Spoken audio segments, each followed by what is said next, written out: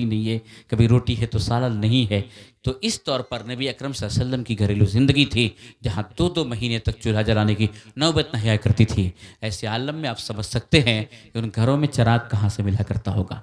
तो आयशा ने देखा कि नबी ने सजदा किया है, इबादत कर रहे हैं नबी।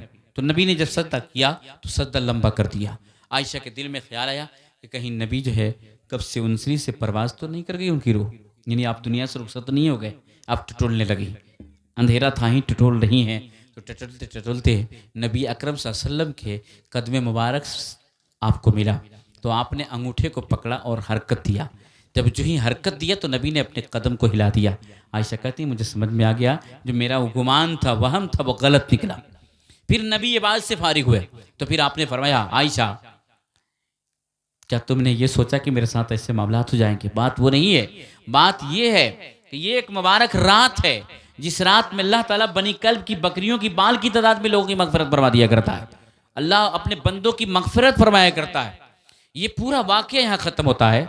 यहाँ 2 चीज़ें मैं अर्ज करूँगा। पहली चीज़ कि आज कुछ लोग ऐसे हैं जो नाम तो बड़ा अच्छा रखते हैं, अहले हदीस, उनको हम वहाबी के नाम से ताबीर करते हैं। ये बोलते हैं कि इस रात में जगना नहीं चाहिए, इस रात में बात नहीं करना चाहिए, इस रात में बात करने का कोई सबूत नहीं है, नौज़ुबिल्लाहि मिन ज़ालिक। ये नबी ने इतना सजदा लंबा क्यों किया? ये बात कही तो सजदा था ना। आयशा से पूछा कि आयशा क्या तुम इजाज़त देती हो कि आज मैं रात इबादत कर लूँ? ये तो नबी ने इबादत ही तो किया था ना।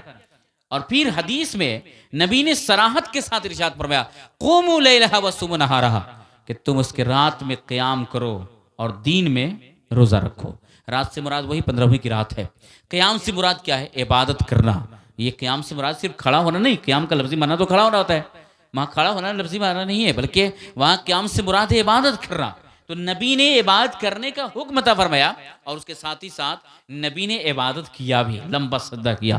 तो जब नबी ने खुद इबादत किया है और खुद हमें इबादत करने का हुक्म अता फरमाया है तो फिर ऐसे सूरतों में अगर हम नबी के इरशाद के मुताबिक उस रात में अगर इबादत करते हैं तो आज का कोई इंसान इससे मना कर रहे तो मैं समझता हूँ कि वो बेवकूफ़ है, उसका अमल कुरान पे नहीं, उसका अमल हदीस पे नहीं है, क्योंकि नबी की अमली ज़िंदगी है। दूसरी चीज़ नबी ने क्या अमल क्या आया? उस रात नबी कब्रिस्तान तशरीफ़ ले गए, लेकिन पूरी ज़िंदगी में नबी ने सिर्फ एक शाबान में की रात में, यानी एक शब बरात में आप कब्रिस्तान तशरीफ़ ले गए। ये हमारे लिए अमल करने के लिए काफ़ी है कि नबी ने कम से कम एक मरतबा किया है तो हम भी उस पर अमल कर सकते हैं। लेकिन नबी जब कब्रिस्तान गए तो तनहा तनहा गए थे, इसलिए हमारी भी कोशिश यही हो कि हम रात के किसी हिस्से में चले जाएं। अगर कोई मगरिब बाद भी जाता है तो वो भी नबी की सुन्नत के मुताबिक ही है। रात के आखिरी हिस्से में जाता है वो भी सही है, रात के 12 बजे जाता है वो भी सही है, 1 बजे जाता है वो भी सही है।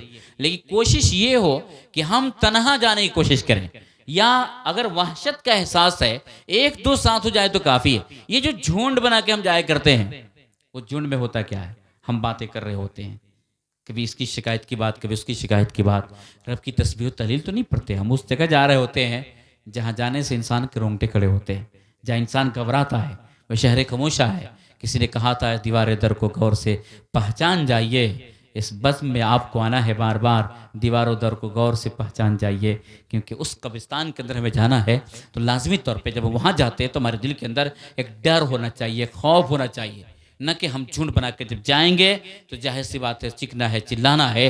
बल्कि हम तो उस रात में कई जगहों पे मुझे खिताब करना होता है तो कभी गुजरना होता है तो मैं देखता हूँ कि लोग बज़ाब्ता माइक से ऐलान करते हैं कि चलिए मस्जिद के पास जमा हो जाइए, कब्रिस्तान जाने का वक्त है। पेट पटाखे छोड़े जाते हैं, नौज़ुबिल्लाहि मिन ज़ालिक। वो रात पटाखों की रात नहीं है, वो रात जो है मोमबत्ती जलाने की रात नहीं है, वो रात सिर्फ यूं ही लहो लईब खेल कूद तमाशों की रात नहीं है, वो तो इबादत की रात है।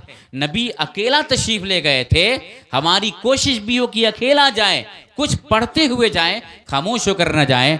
अगर वहशत हो रही है, रास्ते में खौफ महसूस हो रहा है, दूर दराज का अगर मामला ऐसा हो सकता है 1-2 किलोमीटर जिसका कब्रिस्तान हो, शायद वो डर जाएगा, तो फिर ऐसे सूरत में 1-2 साथी ऐसे रखें जो साथी बात करने वाले ना हो, बल्कि चलें कब्रिस्तान तो बात कर रहे नहीं, बल्कि अल्लाह का जिक्र करने वाले हों, कलमा पढ़ने वाले हों, दुरूद पढ़ने वाले हों। क्योंकि नबी ने अमली तौर पर एक रात तशरीफ़ ले गए नबी, और अकेला तशरीफ़ ले गए। इसलिए हमारी ये अमली ज़िंदगी हो कि हम अकेला जाएं और कोशिश ये करें कि तस्बीह तहलील पढ़ते हुए हम जाएं उस कब्रिस्तान में, कब्रिस्तान के अंदर किसी भी हिस्से में हम जाते हैं कब्रिस्तान के अंदर, तो ये हमारे लिए लाजमी तौर पर उस पर हदीस के नबी की अमली ज़िंदगी पे अमल हुआ करता है। तो हमारा ये मामूल होना चाहिए कि हम किसी भी रात के वक्त में चले जाएं, और जब कब्रिस्तान जाएं तो फिर वहाँ एक अमल हमारा ये भी हो कि हम अपने साथ अगरबत्तियाँ न लेकर के जाएं। आप इस बात को समझिए कि अगरबत्ती के अंदर आग हुआ करती है और हम उसे कब्रिस्तान में ले जाकर जलाते हैं जहाँ मुर्दे हुआ करते हैं, तो खारिज से हमें आग की ज़रूरत क्या है? अगर हमारी ये सोच है कि हम अगरबत्ती जलाते हैं ताकि उनको खुशबू मिल जाए, तो ये सोच भी हमारी गलत है। अगर उनकी ज़िंदगी जन्नत वाली है तो जन्नत के अंदर खुशबुएं मिल रही हैं, इस हमारे ऊपर से जलाने वाली खुशबू से उस मुर्दों को कोई फ़ायदा हासिल होने वाला नहीं है। और अगर उनकी ज़िंदगी जहन्नम वाली है तो फिर एक अजाब तो उन्हें आग का उधर से दिया जा रहा है, तो फिर हमें कब्र के पास आग पर जलाने की क्या ज़रूरत है? ये तो कब्रिस्तान में जलाया तो ये हुक्म है, लेकिन अगर नफ्से कब्र पे जला डाला तो ये और जुर्म हो जाया करता है। और ये सिर्फ तखसीस जो है उस रात की ही नहीं है, बल्कि हमारे वहाँ जब मुर्दा दफन किया जाता है उस वक्त भी अगरबत्ती नहीं जलाना चाहिए। हमने देखा है बहुत सी जगहों पर लोग मुट्ठा के मुट्ठा जो अगरबत्ती को जला दिया करते हैं। क्या फ़ायदा उसको जलाने से? इसलिए हमारे वहाँ कोई आता है तो वो लिखवाता है क्या क्या खरीदना है, तो मैं अगरबत्ती नहीं लिखवाता हूँ। मैं जानता हूँ कि अगरबत्ती लिखवाऊंगा वो लेकर जाएगा, कोई ना कोई होगा जो जला डालेगा उसके ऊपर। तो ये आग है उसके अंदर, तो आग की बदफाली जो है उस मुर्दे के सामने नहीं लाना चाहिए। इसलिए अगरबत्तियां ना जलाएं। आपको अगर खुशबू की ज़रूरत है तो अतर लगा लीजिए, आप अपने जिस्म के अंदर लगा कर चले जाइए, आपको खुशबू का एहसास होगा। इसी तरह से अगर मोमबत्तियां जो होती हैं वो नफ्स कब्र पे जला दी जाती हैं, जबकि कुदरती निज़ाम है 12 वो 15 की रात होती है तो यूं ही चांदनी बहुत ज़्यादा होती है, और उसके बावजूद भी बहुत सी जगहों पर कब्रिस्तानों में जो है जनरेटर वगैरह का इंतज़ाम रहता है तो उसकी लाइट होती ही है। तो मज़ीद वहाँ पर अलग से वो लाइट है जिस लाइट के ज़रिए से हमें उस ज़रूरत अपनी पूरी हो रही है, तो अलग से मोमबत्तियों का एहतमाम करना, उसे कब्र पर जला डाला, ये तज़िये अमवाल है, फजूल खर्ची है। इसलिए इस मोमबत्ती को भी न जलाया जाए। वो कुदरती लाइट काफ़ी है, या फिर अगर इंतज़ाम है कब्रिस्तान के अंदर लोगों के फातिहा वगैरह पढ़ने के लिए उजाले की ज़रूरत है, तो इस तौर पे अगर जो जनरेटर चल रहा है तो उसकी रोशनी काफ़ी होती है, मज़ीद अलग से मोमबत्तियाँ जलाने की ज़रूरत नहीं है। और बहुत सी जगहों पे मैंने ये भी देखा कि लोग जो है उस रात में अपने घरों पे भी मोमबत्तियाँ वगैरह जला देते हैं। वो मोमबत्तियाँ जलाने की नहीं रात है, बल्कि उस घरों को इबादत के ज़रिए से मामूर करने की ज़रूरत है कि हम उसके अंदर जो है बात करने की कोशिश करें। और दूसरी चीज़ कि जब हम कब्रिस्तान जाते हैं तो फिर हमें अपने मरहुमीन की कब्र पे जाना होता है। सलाम, दादा की कब्र है या दादी की कब्र है या अपने खानदान की किसी कब्र पे हम जाना चाहते हैं, लेकिन कब्र ऐसी जगह पे है कि चारों तरफ से दूसरी कब्रें हैं। हम किसी भी सूरत से जाना चाहेंगे तो किसी न किसी की जिंदा कब्र पर हमें कदम रखना होगा। जब कब्रें मिट गई हैं जिसके बारे में हमको कुछ पता नहीं कि यहाँ कोई दफन किया गया है, उसका हुक्म अलग है, लेकिन जो कब्रें जिंदा हैं, जो का निशान बाकी है, उस कब्र पे चलना, उस पे पैर रखना, ये तो सख्त हराम है। इससे उस कब्र वाले को अजियत पहुंचा करती है। तो फिर सूरत क्या होगी? मसलन हम 50 फीट की दूरी पर हैं और 50 फीट की दूरी पर हमारे दादा की कब्र है, उस पर हमें जाना है, लेकिन चारों तरफ से इतनी कब्रें हैं कि बगैर उस कब्र के ऊपर से गुजरे हुए मैं दादा की कब्र तक नहीं जा सकता हूँ। तो 50 फीट की दूरी से ही आप दुआ कीजिए, फातिहा पढ़िए, मगर किसी की कब्र को फलांग लगाने या उसको रौंदने की कोशिश मत कीजिए, क्योंकि इसमें गुनाह हुआ करता है। तो हम गए हैं नेक काम करके मुर्दे को फ़ायदा पहुंचाने के लिए, और अगर हम गलत काम कर जाएंगे तो हम पर गुनाह होता हुआ जाएगा। इसलिए ये दो चीज़ें नबी अकरम सल्लल्लाहु अलैहि वसल्लम की अमली ज़िंदगी से हमें मिलती है कि आप उस रात में कब्रिस्तान तशरीफ़ ले गए और उस रात में आपने इबादत किया, तो हमें भी इबादत करने का हुक्म है। इसलिए नबी ने कहा कि वक़ूमू लैलहा वस्सुमू नहारहा, उसके रात को इबादत करो, क़याम करो और उसके दीन में रोज़ा रखो। नबी ने ये नहीं फरमाया इस्तयक़िज़ू लैलहा, उसके रात को जगो, नबी ने ये शर्त फरमाया। नबी ने फरमाया कुमू, क़याम करो, यानी इबादत करो। सिर्फ जगना नहीं है, सिर्फ जगना नहीं है, बल्कि इबादत करनी है, और ये नफली इबादत होती है। तो नफली इबादत करने के लिए अगर हमारे घर पर इतनी बड़ी सहूलत मौजूद है कि हम आराम से वहाँ 2 घंटा 3 घंटा तक इबादत कर सकते हैं, और अगर हम मस्जिद के अंदर जाते हैं तो वहाँ शोर शराबा है, बहुत से लोग सोते हुए मिलेंगे। आप देखते हैं लोग ये समझ के बैठे हुए हैं कि सिर्फ जगना है तो जगना है, सिर्फ जगना है।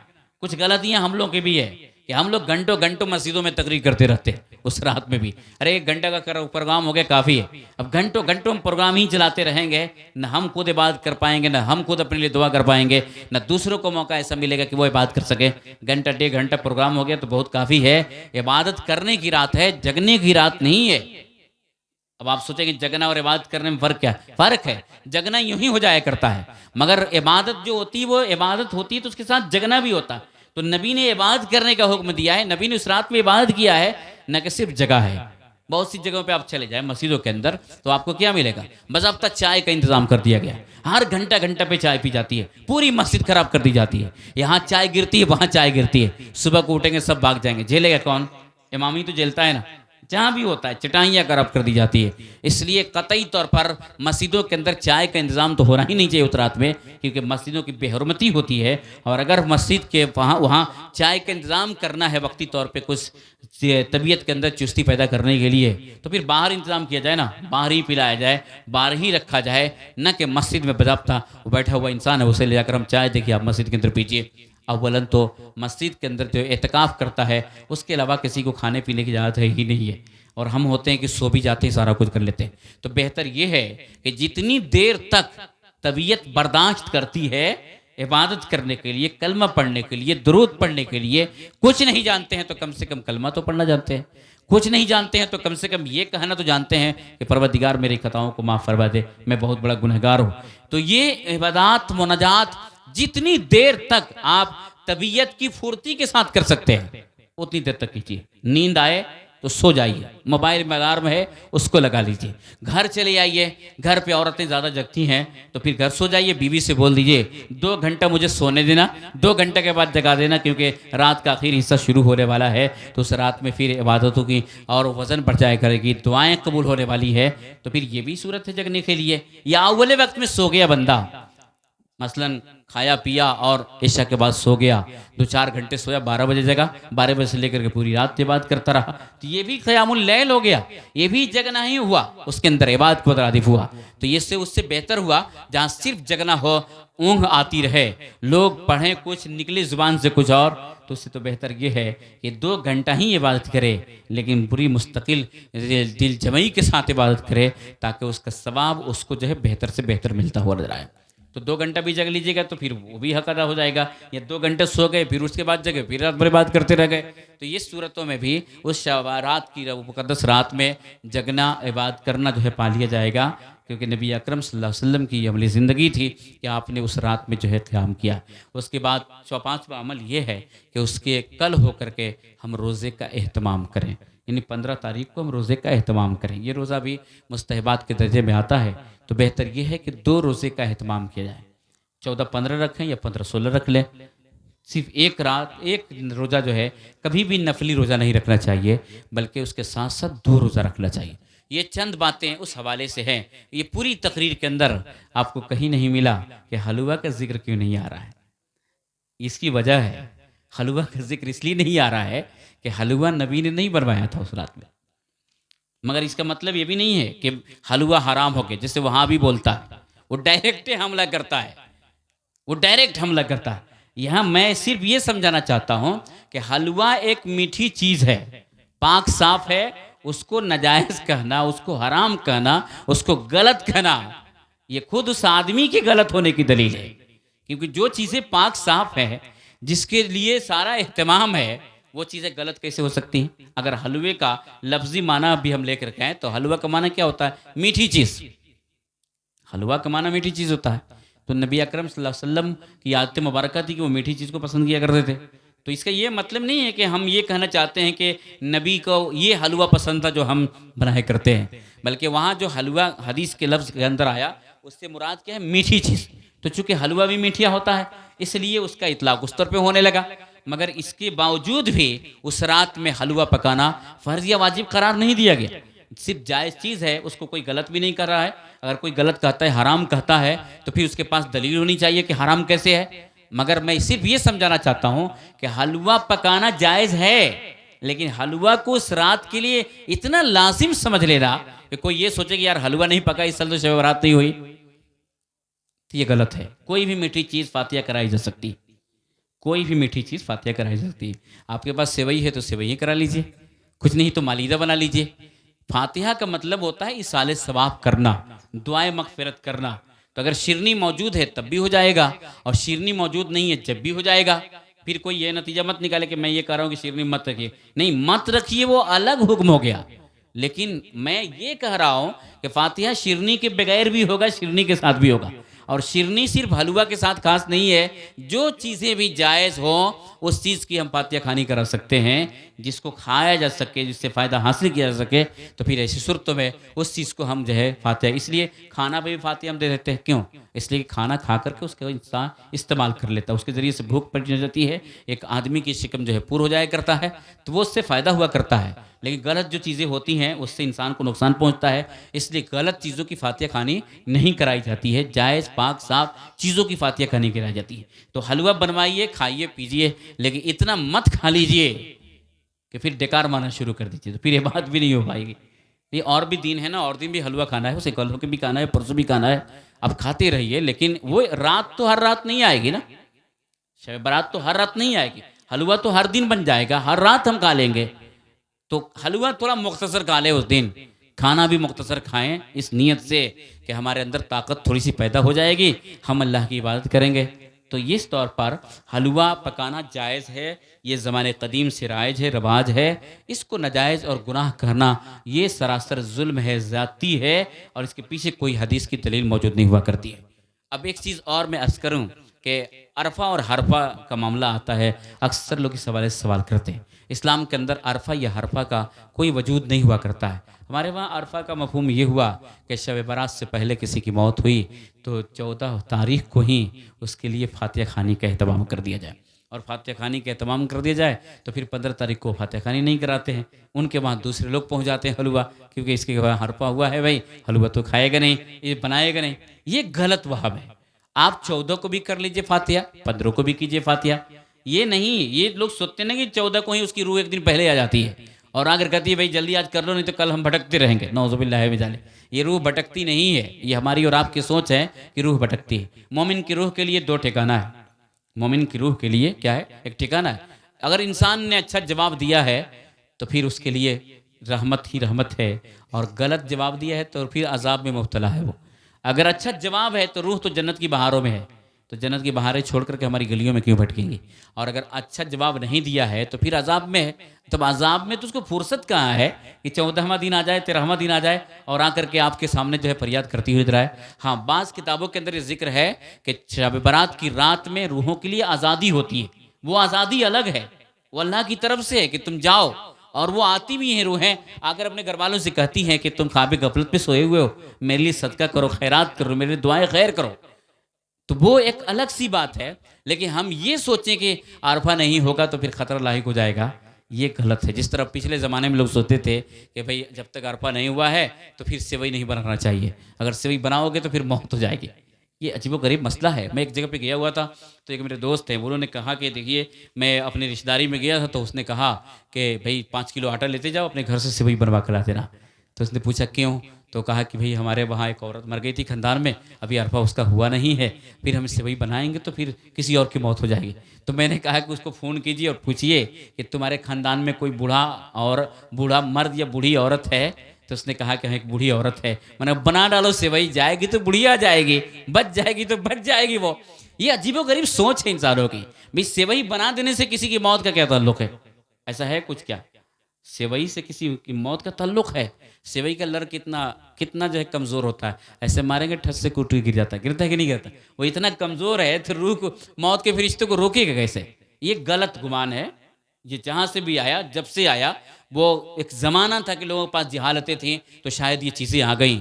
ये मत सोचिए, आपका दिल नहीं चाहता है कि मौत हुई है हम ना बनाएंगे, वो अलग सी बात है, मगर ये मत सोचिए कि सेवई बनाएंगे तो फिर शायद मौत हो जाएगी। जिस तरह लोग कहता था ना, अभी खाट नहीं बनवाना चाहिए, क्योंकि खाट जो बनाता है वो पहले चला जाता है दुनिया से। अपने वहाँ खाट बनी कि नहीं बनी? अपने गाँव में खाट बनी है ना? चंदा आप लोग दिए हुए हैं, तो क्या खाट बनने के बाद जो जो चंदा दिया था उसके अगर मौत हुई? मौत तो वक्त ही भी आएगी ना। तो कुछ चीज़ें वसवसे के तौर पर लोगों के जहन के अंदर फिर हो जाया करती है। लोग सोचते हैं यही शायद जो है चला आ रहा है इसलिए चला आएगा। नहीं, ऐसी बात नहीं है।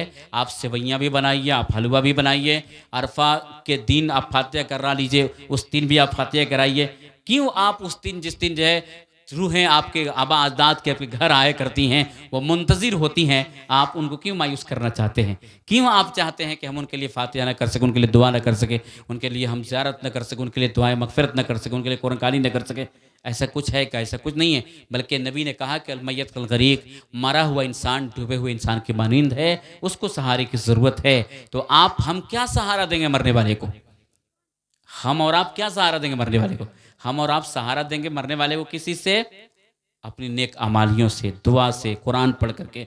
इसलिए आप अपने दिल के अंदर इस चीज़ को हटाइए। ख़ास तौर पे औरतें इस बला में मुब्तला हैं और वो इस तरह की बातें सोचती रहती हैं। मैं कहता हूँ कि मेरी माँ और बहनें अगर मेरी आवाज़ सुन रही हैं, आप इस गुमान में मत रहिए। आप उस दिन भी फ़ातिहा कराइए, उसके कल होकर भी फ़ातिहा कराइए। बल्कि जब जब मैसर हो सके आप जो है दुआ कीजिए।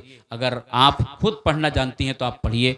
आप पढ़ करके कलमा दरूद जो कुछ भी आपको याद है आप खुद ही दुआ कर लीजिए। औरत भी दुआ कर सकती है, औरत भी फ़ातिहा कर सकती है। ये तो बड़ी परेशानियाँ हैं कि भाई कुरान वो ख़त्म कर लेती है और इमाम साहब का इंतज़ार होता है। इमाम साहब कहीं और होते हैं, पता चला कि 2 दिन के बाद आएँगे, जब तक 2 दिन ये बैठी रहेंगी इसी तरह पढ़ के कुरान। नहीं, आप भी बैठ जाएँ ना, जो सूरा आपको याद है, सिर्फ़ सूरह फ़ातिहा ही याद है, आप उसी को 11 मरतबा पढ़ लीजिए। पढ़ करके और हाथ उठाइए, दुआ कीजिए कि मौला हमने 11 मरतबा सूरह फ़ातिहा पढ़ा, एक ख़त्म कुरान पढ़ा, इसमें जो गलतियाँ हैं इसको माफ़ करना करके इसका सवाब मेरी माँ को अता फ़रमा दे, मेरे बाप को अता फ़रमा दे, मेरे ख़ानदान वालों को अता फ़रमा दे। अल्लाह जो है समी बसीर है, वो जानता भी है, सुनता भी है, देखता भी है, बंदा किस अंदाज़ में पुकारता है, इन सारी चीज़ों का इल्म जो है अल्लाह को हुआ करता है। इसलिए हमारी माँ और बहनें वो खुद ज़बह कर लें। अगर मुर्गी मर रही हो तो इमाम साहब का किसी ज़बह करने वाले का इंतज़ार क्यों करेंगे? वो पढ़ें बिस्मिल्लाह अल्लाहु अकबर और ज़बह कर डालें। उनके लिए भी तो इजाज़त है, वो भी कर सकती हैं। ये कोई ज़रूरी नहीं है कि मर्द ही सिर्फ़ ज़बह करेंगे। तो फ़ातिहा ये भी कर सकती हैं, ज़बह वो भी कर सकती हैं। हर कुछ जो है इस तौर पे जो उनका हक़ हासिल है, उसे कर सकती हैं। तो शब बारात को आप इबादत वाली रात समझ करके उस दिन इबादत करने की कोशिश कीजिए। सिर्फ़ जगने की कोशिश मत कीजिए, क्योंकि जगना नहीं बल्कि अल्लाह के नबी ने उस दिन इबादत करने का हुक्म अता फ़रमाया है। अमली ज़िंदगी हमारे नबी अकरम सल्लल्लाहु अलैहि वसल्लम की ये थी। हमें भी इस तौर पे ही उस रात को गुज़ारने की कोशिश करना चाहिए। अल्लाह हम सबको अमल खैर करने की तौफ़ीक़ अता फ़रमाए। वमा